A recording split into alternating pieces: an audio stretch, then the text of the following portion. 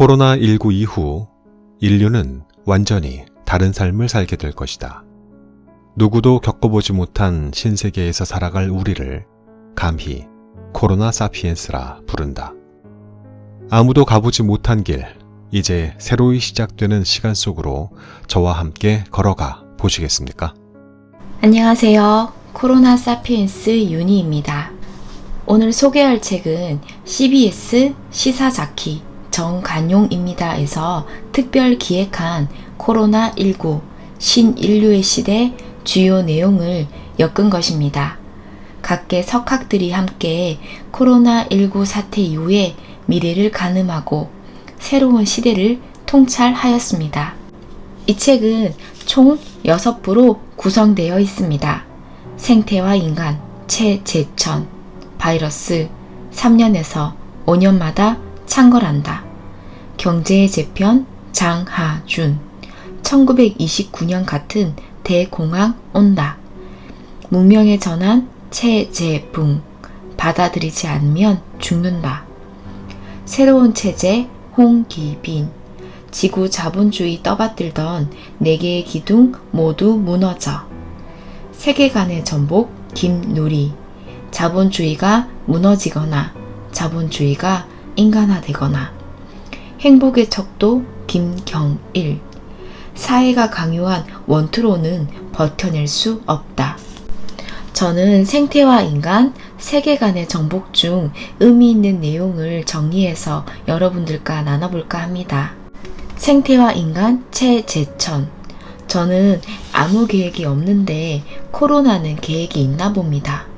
여기서 여름 휴가도 보내고 갈 건가 봅니다. 코로나의 계획성에 대해 최재천 교수님은 이렇게 말씀하셨어요. 이번 코로나 바이러스의 가장 큰 특징은 무척 얕았다는 겁니다.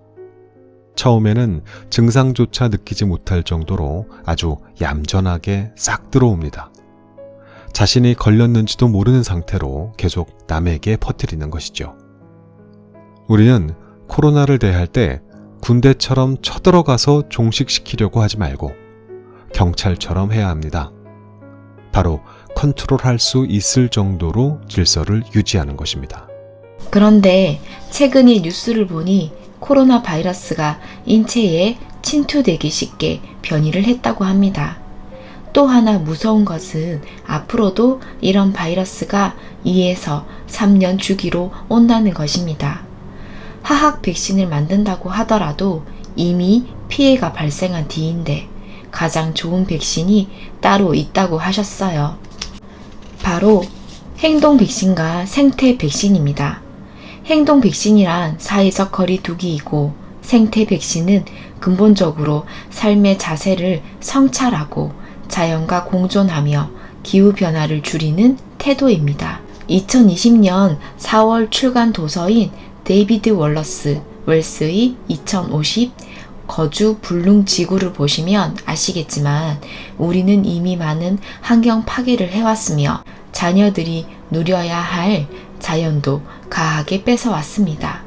그 결과 자연은 회복할 수 없는 지경에 이르렀습니다. 아이러니하게도 코로나로 인해 매년 우리를 괴롭혔던 황사나 미세먼지는 약해져 깨끗한 하늘을 자주 볼 수 있었습니다. 교수님 역시 우리가 계속 자연으로 들어가 건드리고 훼손하기 때문에 동물들 사이에 있어야 할 바이러스가 들어왔다고 설명하고 계십니다.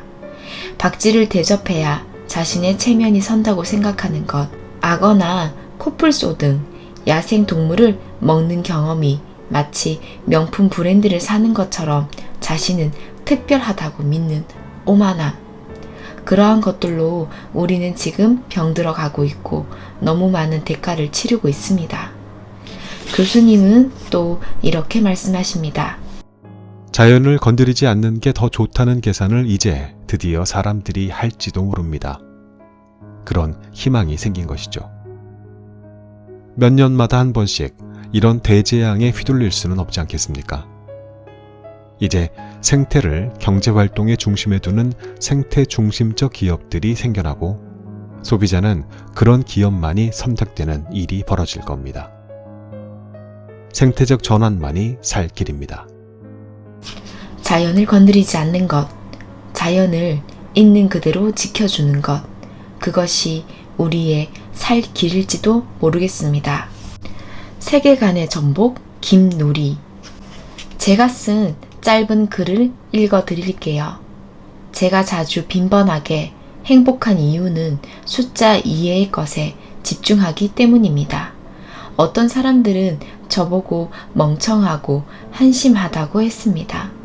자본주의가 숫자의 것이라면 저는 숫자가 통하지 않는 사람이라서 숫자를 중시 여기는 자본주의도 저에게는 실패한 것 같습니다. 여러분은 어떠세요?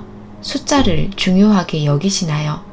아니면 어떤 사람을 만났을 때 그 사람의 인품이나 취미보다는 나이, IQ, 소득, 그리고 나에게 얼마나 득이 되는 사람인지 따져보시나요? 우리는 눈을 떠서 매일 소비하라는 메시지를 받습니다. 사실 요즘은 인스타그램도 광고로 도배가 되어 있더군요. 우리가 서 있는 이 자본주의라는 세상은 끊임없이 소비하고 먹고 마시는 허기진 괴물과 같습니다.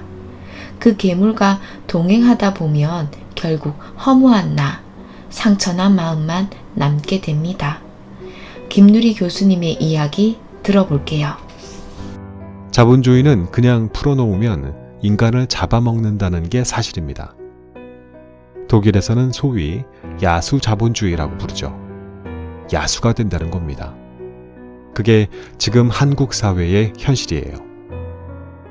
한국 사회는 야수 자본주의가 전 세계 어느 나라보다 활개를 치고 있습니다. 말하자면 자유민주주의자들, 소위 자유시장 경제를 지지한다는 자들이 너무 과잉 대표되어 있다는 게 한국 의회고요. 그래서 실업과 불평등이 이렇게 심한 것입니다. 전 세계 최고 수준의 실업, 불평등, 사망률, 산업 재해율을 자랑하는 건 바로 자본주의의 야수성이 한국 사회에서 관철되고 있다는 뜻입니다. 야수 자본주의에 대해 혹자는 이렇게 표현합니다. 거대한 쓰레기를 마구 쏟아내는 공장. 저는 너무 공감합니다. 앞으로 자본주의는 브레이크가 없어 스스로 무너지거나 아니면 이제라도 정신 차리고 인간화되는 길을 선택해야 합니다. 마지막으로 김누리 교수님이 말씀하시는 포스트 코로나 시대를 준비하기 위한 3가지 들어보겠습니다. 제가 강조하고 싶은 것은 3가지가 있습니다. 첫째, 포스트 코로나 시대는 거대한 인식의 전환, 패러다임 전환 시대가 되어야 한다는 것입니다. 중요한 건 경쟁에서 승리하는 게 아니라 인간의 존엄을 지키는 겁니다. 둘째는 한국이 코로나 대응에서 보여준 대응 모델을 한국 개혁과 한반도 평화 문제에도 적극 적용해야 한다는 것입니다. 한국의 민주주의가 미국의 자유방임, 중국의 전체주의, 그리고 일본의 관료주의보다 더 효율적이고 인간적인 방식임을 확인했습니다. 앞으로도 사회개혁과 한반도 문제 해결을 위해서 창조적으로 활용해야 합니다. 셋째는 재난자본주의의 위험을 경계해야 합니다. 자본주의는 언제나 사회적, 자연적 재난 상황을 자본 지배를 강화하는 절호의 기회로 활용해 왔습니다. 그러니 경계해야 합니다. 우리는 이 위기를 분명히 잘 이겨낼 겁니다. 늘 그렇듯이 잘 살아내고 잘 버텨낼 겁니다. 하지만 이제껏 옳다고 생각했던 모든 행동과 생활 양식은 변화가 불가피합니다. 언제나 저는 당신을 응원합니다. 오늘도 잘 견뎌내줘서 너무나 감사합니다. 항상 우리 함께 성장해요. 자주 봐요. 안녕.